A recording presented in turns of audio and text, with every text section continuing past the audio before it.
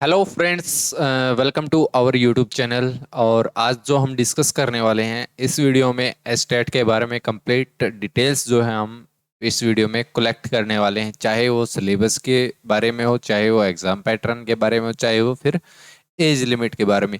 आपके सारे डाउट इस वीडियो में क्लियर होने वाले हैं। और जो भी साथी अगर चैनल पर पहली बार आए हैं तो चैनल को जरूर सब्सक्राइब कर लीजिए, ताकि आपको एस्टेट से जुड़ी हुई जो भी इंफॉर्मेशन है वो आपको इस चैनल पर देखने को मिलती रहे। चलिए हम सबसे पहले डिस्कस करते हैं आज एस्टेट के बारे में। ठीक है, एस्टेट होता क्या है? सबसे पहले तो हमें ये पता होना चाहिए। 2024 के बारे में हम बात करेंगे। एस्टेट होता क्या है? एस्टेट आपको पता है कि भाई जैसे सी टेट होता है, यूपी टेट होता है, आर टेट होता है, तो उसी प्रकार से एस्टेट भी होता है। ठीक है, एस्टेट यानी कि हरियाणा टीचर एलिजिबिलिटी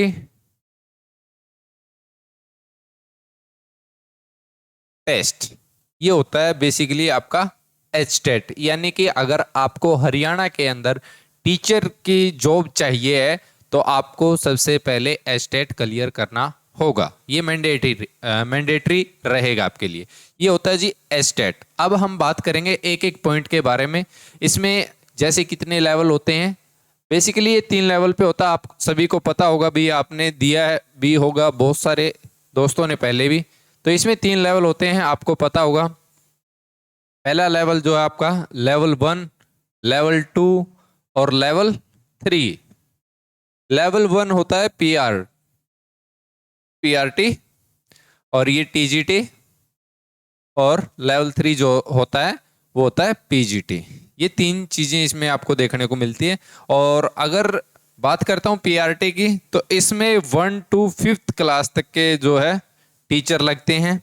इसमें 6 to 8 तक के जो है टीचर लगते हैं, क्लास तक के। ठीक है, और यहाँ 9 to 12 तक के जो है टीचर लगते हैं। ये चीज होगी क्लियर ही। सबसे पहले तो हमें ये पता लगा कि एस्टेट होता क्या है 2024 के बारे में। हरियाणा एलिजिबिलिटी टेस्ट, इसके अंदर 3 लेवल होते हैं, पीआरटी, टीजीटी और पीजीटी। और तीनों के मैंने आपको बता दिया कि ये जो पीआरटी होता है 1 to 5th क्लास तक के टीचर लगते हैं इसमें।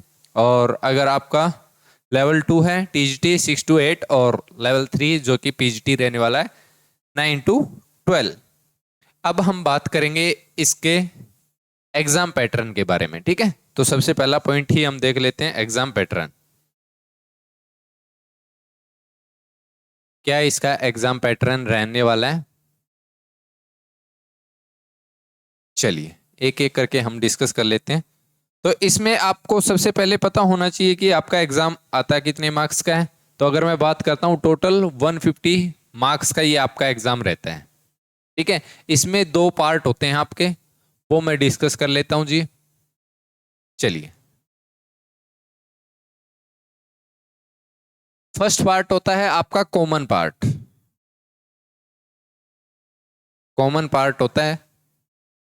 और सेकंड जो पार्ट रहता है वो आपका सब्जेक्ट रिलेटेड पार्ट रहता है भी। सब्जेक्ट पार्ट में इसको लिख देता हूं एक बार। सब्जेक्ट रिलेटेड पार्ट ये रहता है। अब बात करते हैं जो कॉमन पार्ट है वो कितने मार्क्स का आता है। तो टोटल ये 90 मार्क्स का रहता है।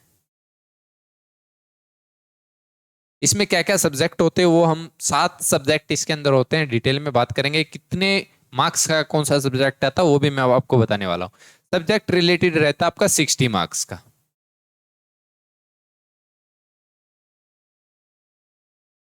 इतना क्लियर है? चलिए अब हम बात करते हैं 7 जो हमारे सब्जेक्ट हैं। सबसे पहले फिजियोलॉजी, जिसको हम हिंदी में बाल विकास भी बोल देते हैं। ठीक है, सीडीएस भी आपको बोल सकते हो आप इसको, सीडीपी। चलिए, ये जो फिजियोलॉजी है वो आती है आपके एग्जाम में सबसे ज्यादा मार्क्स की, यानी कि 30 मार्क्स की आती है। 90 में से 30 मार्क्स अकेली फिजियोलॉजी। ठीक है, अब हम बात करेंगे सेकंड जो सबसे ज्यादा आती है भाई, वो आपकी इंग्लिश सब्जेक्ट रहता है। इंग्लिश सब्जेक्ट 15 मार्क्स का इसके अंदर आता है। अब बात करते हैं थर्ड सब्जेक्ट जो कि हिंदी रहता है। टोटल 7 सब्जेक्ट आते हैं इसमें। थर्ड सब्जेक्ट की हम बात कर रहे हैं, 15 मार्क्स का रहता है ये भी। अब हम बात करते हैं फोर्थ, जो कि हमारा रहने वाला है हरियाणा जीके। हरियाणा जीके जो कि 10 मार्क्स का आपको देखने को मिलेगा एग्जाम में। फिफ्थ अगर हम बात करते हैं इसके अंदर, तो फिफ्थ आएगा आपका मैथमेटिक्स। और मैथमेटिक्स भी कौन सा? अर्थमेटिक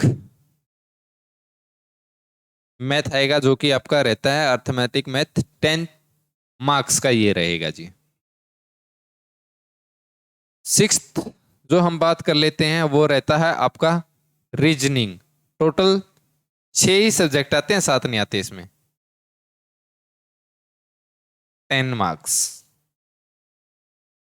तो ये सब्जेक्ट आते हैं आपके कॉमन में, ये सबके लिए इक्वल होते हैं, चाहे वो पीआरटी हो, चाहे वो टीजीटी हो, चाहे वो पीजीटी हो। हाँ, लेवल चेंज हो सकता है क्वेश्चंस का, कभी पीआरटी में ज्यादा हार्ड लेवल आ सकता है। जरूरी नहीं कि भी पीजीटी थर्ड लेवल है तो उसमें ही हार्ड आएगा, तो पीआरटी में भी जो है हाई लेवल आ सकता है, पीजीटी में भी आ सकता है और टीजीटी में भी आ सकता है। बस क्वेश्चंस का लेवल थोड़ा चेंज हो जाता है, लेकिन सब्जेक्ट सारे के सारे यही आएंगे, सेम पैटर्न आएगा।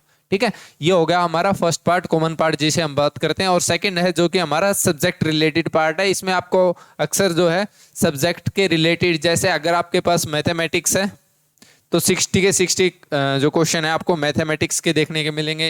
अगर आपका सब्जेक्ट इंग्लिश है, संस्कृत है, पंजाबी है, जो भी है, तो उसके 60 क्वेश्चन देखने को मिल, मतलब सब्जेक्ट रिलेटेड जो भी आपका सब्जेक्ट है उससे रिलेटेड आपको देखने को मिलते हैं। तो हमने बात जो कर ली है, डिस्कस कर लिया एस्टेट के बारे में, लेवल का पता लग गया है।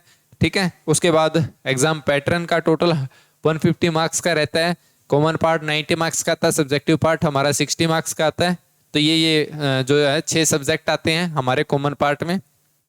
चलिए अब हम बात करेंगे नेक्स्ट, जो कि हमारा क्या रहने वाला है, एलिजिबिलिटी। ठीक है, तो इतना हमारा आई थिंक हमें पता लग गया कि एग्जाम पैटर्न में ये चीजें आती है। तो अब हम बात कर लेते हैं एलिजिबिलिटी। अगर एलिजिबिलिटी से पहले मैं अगर बात करूं तो मैं आपको बता देता हूं, मैंने आपको बताया था कि एस्टेट में 3 लेवल होते हैं।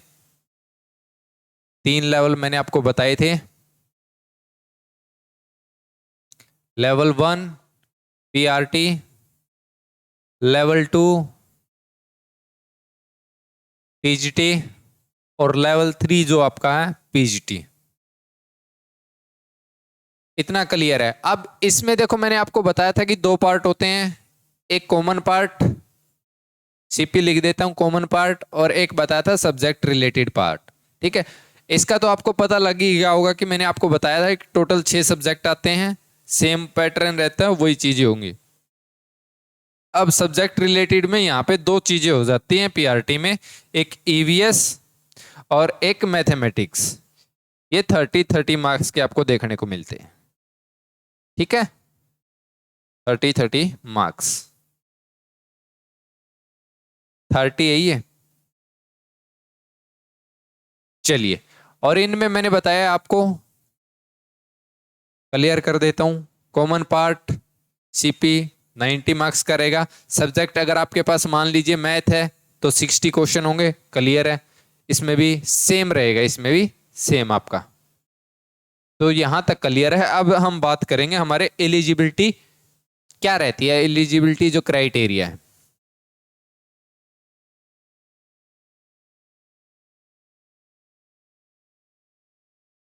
एलिजिबिलिटी के बारे में अगर हम बात करते हैं तो इसमें 3 पार्ट में यहां पे लेके चलता हूं। सबसे पहला हमारा क्या था, लेवल 1 यानी कि पीआरटी। पीआरटी, चलिए लेवल 2 की अगर मैं बात करता हूं तो क्या था जी, टीजीटी।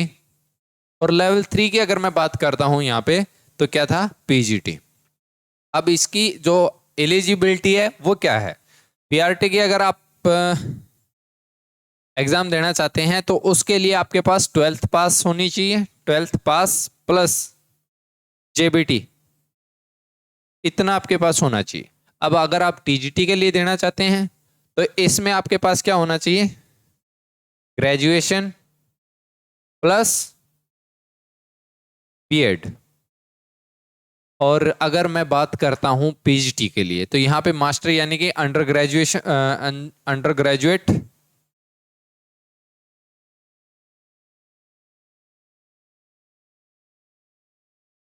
प्लस बीएड, ये चीजें आपके पास होनी चाहिए। अब हमारी जो चीजें थी, जितने भी डाउट थे सब्जेक्ट रिलेटेड भी, कौन कौन से सब्जेक्ट आते हैं कॉमन पार्ट में, सब्जेक्टिव में क्या आता है, वो सारी चीजें सब्जेक्टिव से रिलेटेड अगर मैं बात करता हूँ सिंगल सिंगल सब्जेक्ट की, आपको इस चैनल पे वीडियो भर भर के मिल जाएगी। किस सब्जेक्ट से कितना जो सिलेबस है कौन सा आता है, वो वीडियो मिल जाएगी कंप्लीट सिलेबस की, आपको एक एक सिंगल सिंगल सब्जेक्ट की मिलेगी। अगर इसी में अगर आपको बताने लग जाता हूं मैं एक एक सब्जेक्ट की, तो वीडियो बहुत ही ज्यादा लंबी हो जाएगी। अब बात कर लेते हैं फाइनली एज के बारे में। तो एज की कोई लिमिट नहीं है, नो लिमिट, नो लिमिट। भाई आप 60 की एज में भी जो है एग्जाम दे सकते हैं, 60 की अगर आपकी एज है तो भी आप एग्जाम दे सकते हैं। नो लिमिट इसलिए बोल रहा हूं कि इसकी कोई लिमिट नहीं, आप दे सकते हैं। लेकिन बेसिकली अगर हम कोई भी गवर्नमेंट जॉब की प्रिपरेशन कर रहे हैं, टीचर लगना चाहते हैं, तो हमारी एज होती है वहां पे मैक्सिमम कितनी, 42, तो यानी कि 42 तक ही हमें तैयारी करनी चाहिए। आपके लगभग 40 के आसपास जो है, 40 तक के जो है आप इजीली तैयारी कर सकते हैं, क्योंकि आपको एक जो गवर्नमेंट का जॉब का एग्जाम भी आपको देना पड़ता है। तो और इसकी जो वैलिडिटी रहती है ना स्टेट की, वो रहती है बेसिकली 7 ईयर, 7 ईयर रहती है। अगर आपने एक बार क्लियर कर दिया है तो 7 साल तक अगर हरियाणा के अंदर कोई भी टीचर की रिक्वायरमेंट आती है तो उसमें आप अप्लाई कर सकते हैं। और अगर आप एस्टेट क्लियर नहीं करते हैं या फिर क्वालिफाई नहीं करते हैं तो आप अप्लाई कर ही नहीं सकते हो। जो हरियाणा की टीचर्स की रिक्वायरमेंट आती है उसमें आप अप्लाई ही नहीं कर पाओगे। ये तो मतलब एग्जाम में बैठने के लिए आपके पास एक सर्टिफिकेट होना चाहिए एस्टेट का कि आपका क्लियर है, तभी आप एग्जाम में बैठ सकते हैं हरियाणा के जो भी टीचर्स की रिक्वायरमेंट आती है उसके लिए। तो इसकी वैलिडिटी 7 ईयर रहती है, यानी कि सारे के सारे जो भी डाउट थे वो इस वीडियो में हमारे क्लियर हो चुके हैं। इसके अलावा भी अगर आप किसी टॉपिक के ऊपर वीडियो चाहते हैं तो जो कमेंट सेक्शन है, कमेंट सेक्शन में डाल दीजिए, उस पर आपको वीडियो बहुत ही जल्दी देखने को मिल जाएगी। और ये इन्फॉर्मेशन मुझे लगता है कि आपके लिए यूजफुल रहेगी। उम्मीद करता हूँ ये वीडियो आपको अच्छी लगी होगी। अगर वीडियो अच्छी लगी है तो लाइक जरूर कीजिएगा, अपने फ्रेंड्स के पास जरूर शेयर कर दीजिए, और चैनल को सब्सक्राइब करके बेल आइकन को जरूर प्रेस कर लीजिए, ताकि एस्टेट से जुड़ी हुई जो भी इन्फॉर्मेशन है वो आपको इस चैनल पर भरपूर मिलने वाली है।